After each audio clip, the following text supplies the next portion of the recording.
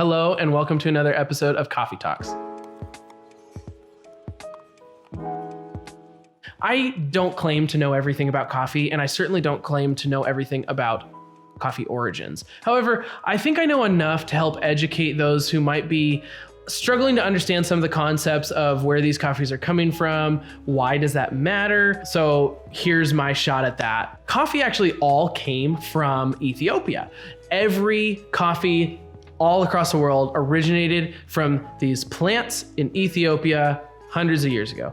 It's actually an incredible story that I hope to tell you soon, but that's not what this is about. Basically, those plants got brought all over the world. After these coffees were spread all over the world, there were actually two distinct coffee plants, and that was the Robusta plant and the Arabica plant. And these two types of plants actually, they became new varieties of their original plant based on where they were planted in these new lands. A lot of people think that all coffee from one country or one city or what have you all always taste the same. And that's just frankly not true. As a roaster, it's actually really hard to create a blend of coffee that consistently tastes the same year to year to year. And the reason is coffee is much like wine in the sense that each year the harvest might be vastly different, even from the same farm, the same plants, the same producer, the soil, all of that stuff can change because of climate, the weather conditions. From year to year, your coffee from the actual same farm, the same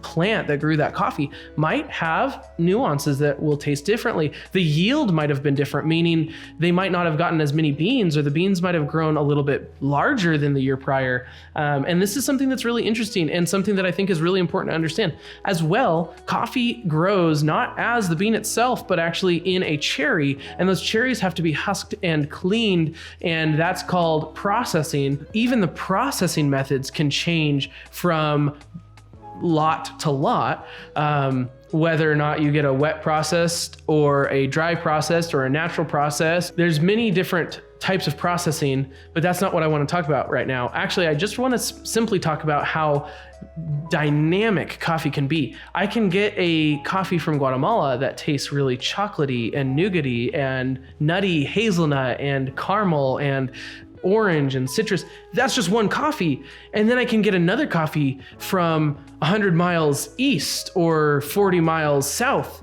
and that coffee is going to taste like cherry blossom and green tea and passion fruit and guava and all kinds of different flavors.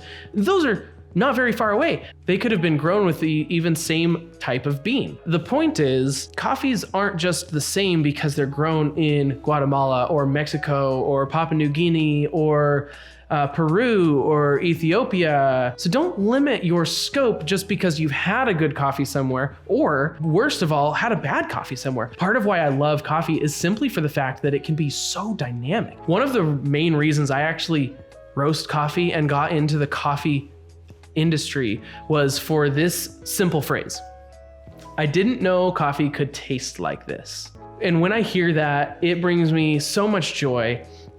It is what the coffee roaster and the barista and the coffee shop owner live for, is to hear that somebody has had an experience with coffee they had no idea could exist. So I promise you, coffee isn't always nasty. Coffee isn't always black, burnt, tar, ash, smoke, nastiness. That's what you get at the convenience store, and I don't really like that very much. Hey, if you like that, that's great. Drink more of that. That exists, and there is a huge market for that. But my take on coffee personally is the wide dynamic range of notes that can be found in coffee, those subtleties that make that morning cup that much better. So that's a very brief understanding of coffee origins, and I think more importantly, the notes in coffee that can be found. So I hope you learned something, and thanks for watching.